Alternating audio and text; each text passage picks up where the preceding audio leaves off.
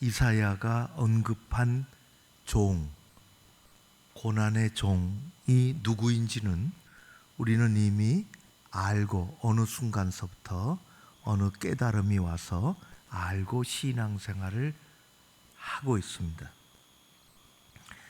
그분은 말구 위로 오신 하나님의 아들 예수 그리스도이십니다. 고난의 십자가에서 죄의 대속을 위해서 돌아가셨고 죽음에서 부활의 영광으로 우리에게 새 생명을 주신 분임을 우리 모두는 다 잘 알고 있습니다. 그러나 유대인들은 그때나 지금이나 이 성경 구절을 알지 못합니다. 오늘날에도 유대인 회당에서 유대인 중에는 예수 그리스도를 메시아로 믿는 그룹들이 있습니다. 아주 조용하게 드러나지 않게 그렇게 믿는 그런 사람들이 존재합니다. 그런 사람들을 메시아닉 주라 그렇게 얘기합니다. 메시아가 왔다는 것을 인정하고 그분이 역사 속에서 2000년 전에 유대 땅을 밟은 예수라는 것을 알고 따라가는 거죠. 대부분의 유대교의 유대인들은 그렇지 못합니다. 그들은 안식일이면 대충 두 가지 성경을 읽는데요. 토라, 우리가 잘 아는 것처럼 창세기에서부터 신명기까지 5권의 책을 1년에 걸쳐서 읽습니다. 자기가 책을 갖고 다니면서 읽는 게 아니라 대부분은 책을 덮어놓고 읽습니다. 순서대로. 그 다음에는 선지서들을 골라서 읽습니다. 읽다 보면 이사야서 오늘 우리가 읽은 말씀도 읽어야 될 터인데 이 부분은 뛰어 건너서 읽습니다. 랍비들이 보기에 대단히 불편한 성경입니다. 이 사람이 누구냐 하는 것입니다. 하나님께서 말씀하신 이 고난받는 종이 도대체 누구냐 하는 것을 더 이상 내놓고 생각하기 싫어서 그들은 우리가 늘 얘기하는 것처럼 그 머릿속에 그림이 정복자로 와야 되는데 자기네 민족의 고통을 칼로 나 이 민족을 쓸어버릴 그런 메시아로, 승리의 메시아로 와야 되는데 그려진 것은 그렇지 않으니 이게 소화가 되지 않아서 그들은 뛰어넘고 읽는 것입니다. 그러니 대다수의 유대인들은 성경을 읽지도 않고 그냥 듣고 신앙생활을 하는데 이 부분을 맞닥뜨리게 되면 한 번도 읽어보지 못했고 한 번도 들어보지 못한 오늘 이 금지된 이 성경을 읽게 되면 그들은 혼란에 빠집니다. 하나님의 말씀을 떠난 율법주의는 대단히 무섭습니다. 종교적인 전통을 그들의 삶의 최상위에 갖다 놨기 때문에 결국은 하나님의 말씀과 하나님의 방식을 무시하는 죄를 저지르고 만 것입니다. 그냥 한 가지를 실수했다, 잘못했다 그런 것이 아니라 그들은 오랜 역사 속에서 하나님의 말씀을, 하나님의 방식을 무시한 그런 어마무시한 죄를 범하게 된 것입니다. 그 중심에 바리새인들이 있었죠.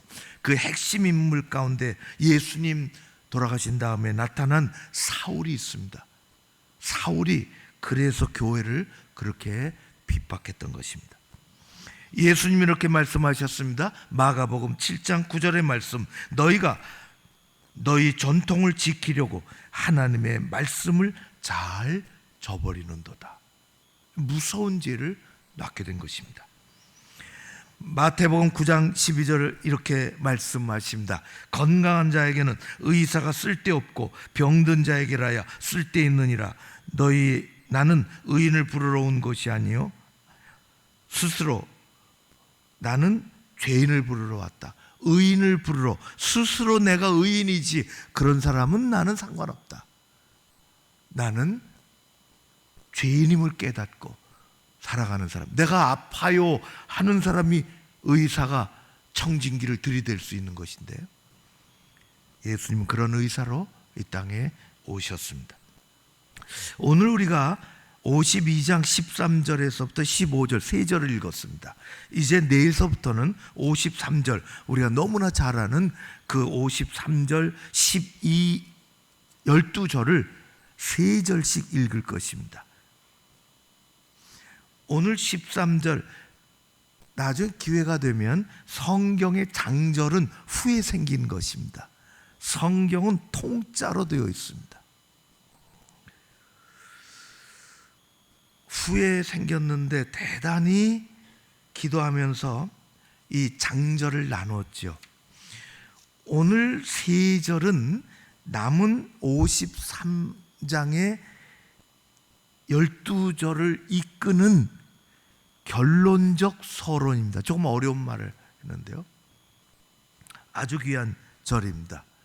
이 15절을 합해서 이것은 장절을 그렇게 나누었지만은 통짜로 한 이야기입니다.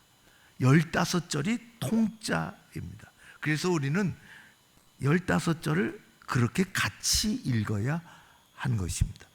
그 서론에 해당하는 구절을 오늘 읽었는데요, 내일서부터는 3절씩 12절까지 읽어 내려갑니다.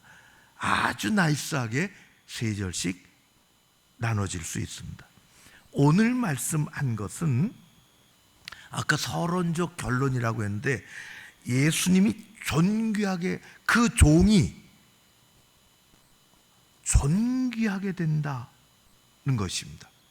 그런 가운데 사람들은 놀란다는 내용으로 되어 있습니다.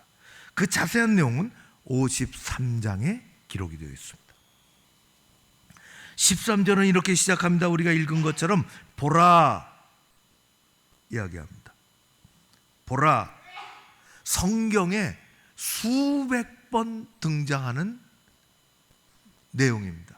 말씀입니다. 보라, 수백 번 나옵니다. 신구약을 가리지 않습니다. 영어로 더, 원어와 영어로 우리말보다 훨씬 더 정확합니다.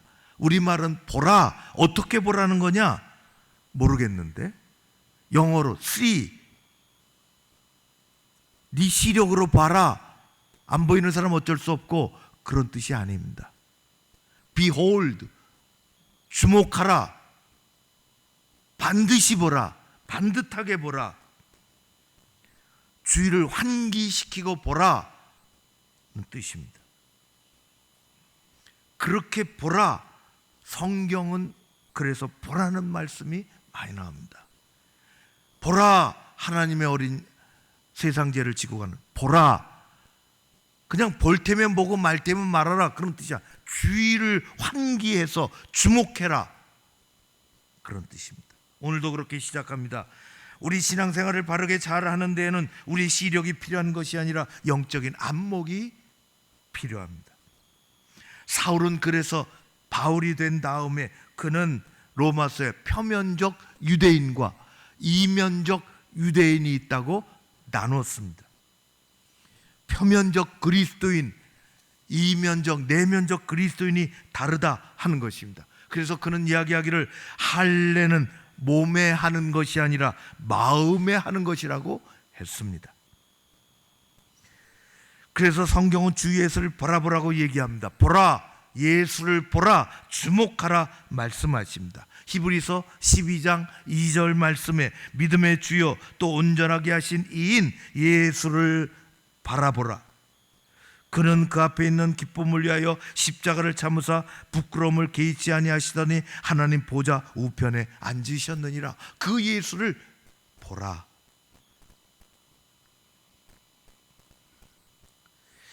오늘 어떤 예수님을 바라보는가?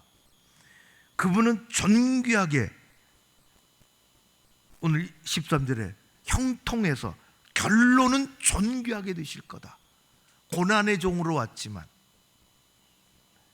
14절 놀란다. 15절 오늘의 말씀의 제목은 놀라는 일입니다. 놀란다는 것입니다. 잘 보라. 첫 번째 14절에 보면은 많은 사람이 놀랄 거다.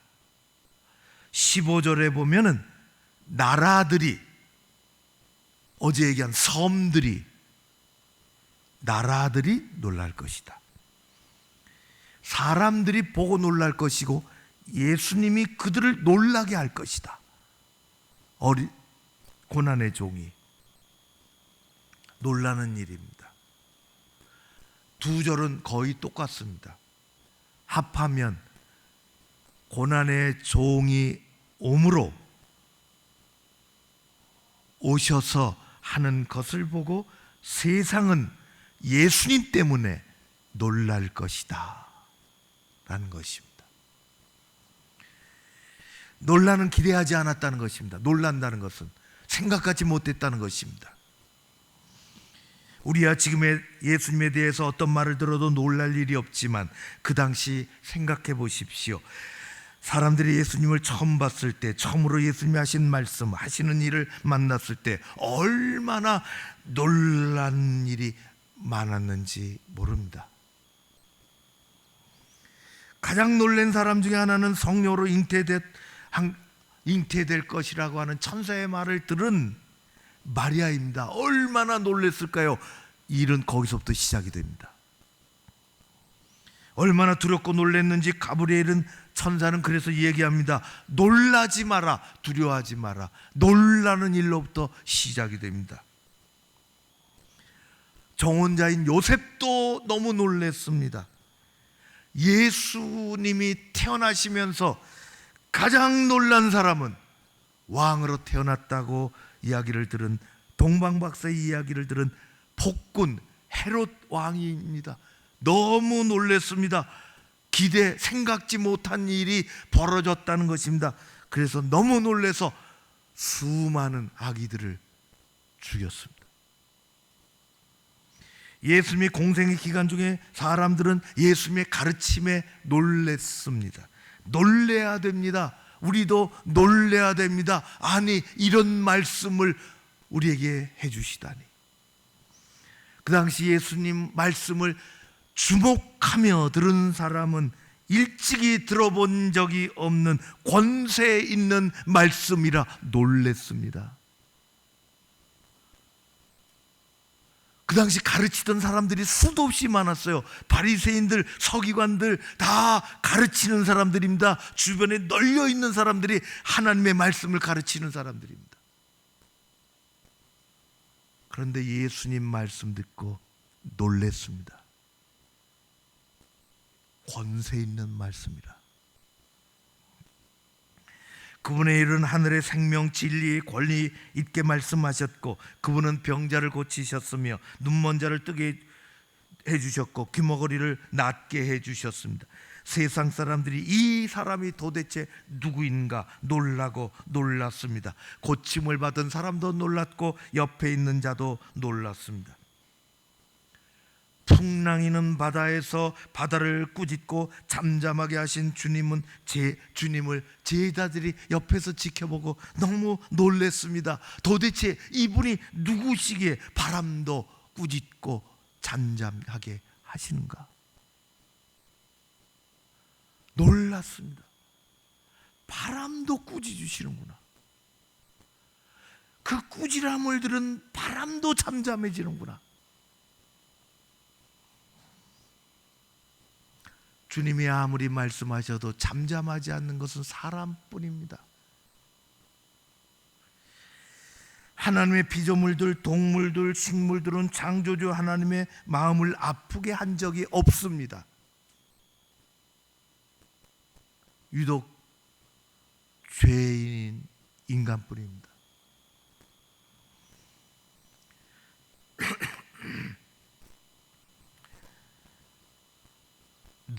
이런 놀라운 일들은 시작일 뿐입니다. 가장 놀라운 일은 그분의 십자가에서 일어났습니다. 오늘 우리가 읽은 14절에 놀랐다는 말은 14절에 그 모습이 다른 사람들보다 상했다. 십자가에서 예수님만 돌아가신 게 아니죠.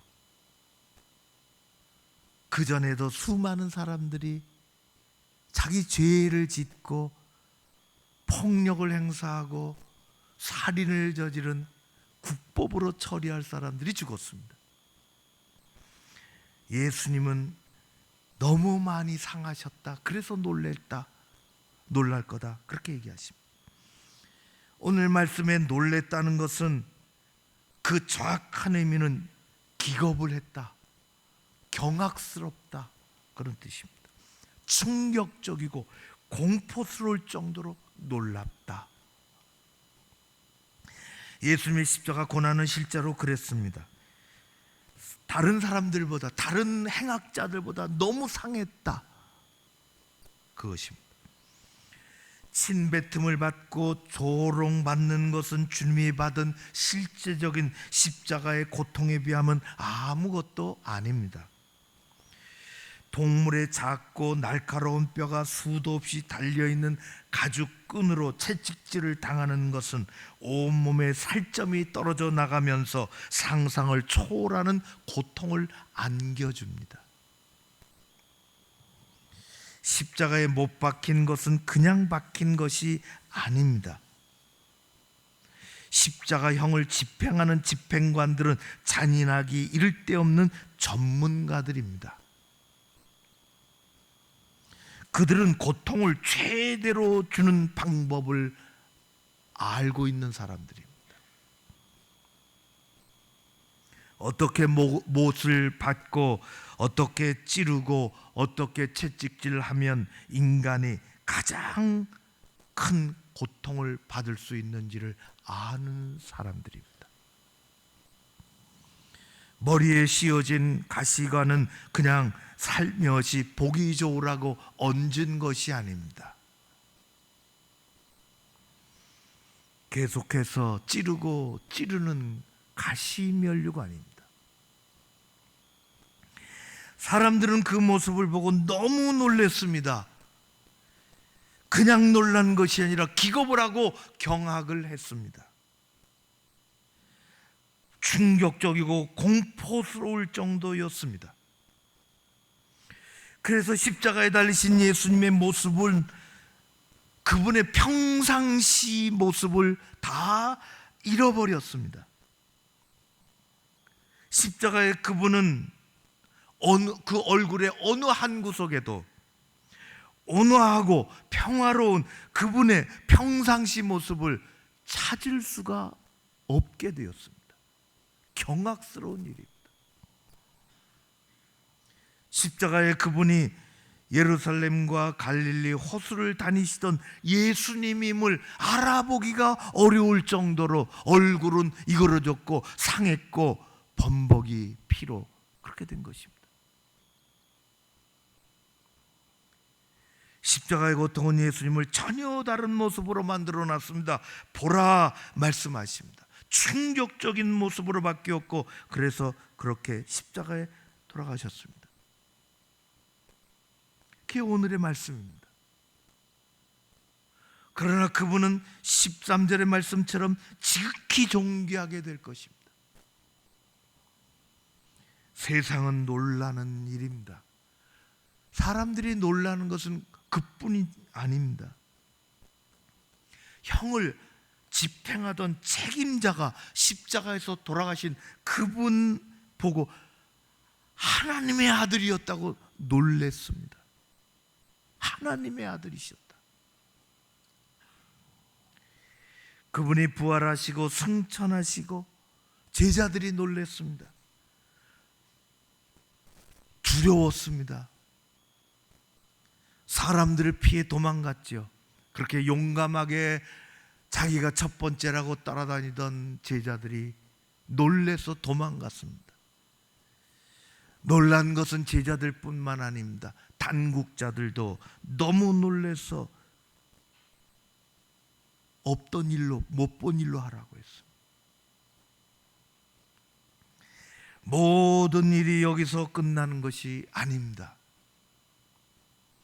놀라는 일은 계속됩니다. 오늘 모두가 놀랄 것이라고 했습니다. 모두가 놀랄 것이라. 나라들이, 섬들이 놀랄 것이라. 우리 주님은 승천하시면서 제자들이 지켜보며 놀랬습니다. 놀라지 말고 가서 기도해라. 그리고 말씀하셨습니다. 내가 다시 온다. 그때는 아무도 모른다. 믿음의 등불을 잘 준비해서 기다리라 말씀하셨습니다. 주님이 다시 오는 것, 그것은 기정사실입니다. 놀랄 겁니다. 세상이 또 놀랄 겁니다. 이스라엘 백성들은, 유대인들은, 유대교를 믿는 유대인들은 예수님 고난의 종으로 오실 거다. 그분 초림 예수 고난으로, 고난의 종으로, 겸손의 종으로 오실 거다 믿지 않았습니다. 재림 예수는 어떻게 오실까요? 그분은 온유한 모습으로 오지 않으신다고 했습니다. 재림 예수는 심판을 가지고 오십니다. 그분은 승리한 모습으로 오십니다. 사모하는 백성들에게 상급을 주시려고 오십니다. 세상이 놀랄 것입니다. 여러분, 성경이 말씀하시는 것은 하나입니다. 그분을 주목해라. 그분을 따르라. 그분의 말씀에 순종해라. 그리고 우리는 개인적인 종말을 맞든지 아니면 역사적인 종말을 둘 중에 하나 먼저 만날 터인데 그때를 준비하라고 말씀하십니다. 우리는 준비하며 사는 백성들입니다. 우리 이 땅의 교회 생활은 완전하지 않아요. 어느 누가 완전한 교회를 기대합니까? 완전한 사람이 없듯이 완전한 교회는 없습니다.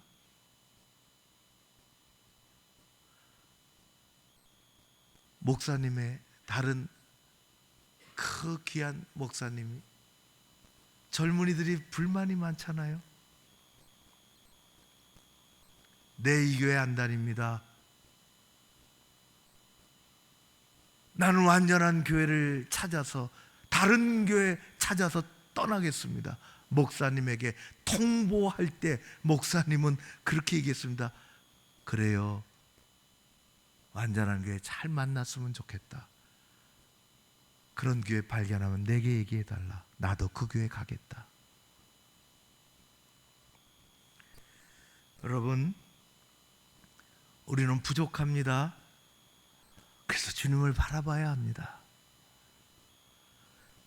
보라, 내 종이 형통하리라. 우리 주님을 바라보고 사는 사람들입니다. 우리가 부족하고 연약하고 내가 아파요 해야 의사는 청진기를 댈 수 있습니다. 검사를 하자고 할 수 있습니다. 영혼의 의사로 오셨습니다. 주님을 바라보며 준비하는 삶, 예수님을 바라보고 주목하는 삶, 은혜와 믿음으로 살아가는 우리가 모두 그런 길을 걸어야 할 줄로 믿습니다. 그것이 고난 중간에 우리 주님께서 주시는 귀한 믿음의 교훈입니다. 오늘 이사야서에서 그렇게 얘기합니다. 모두가 놀랄 것인데 우리 마지막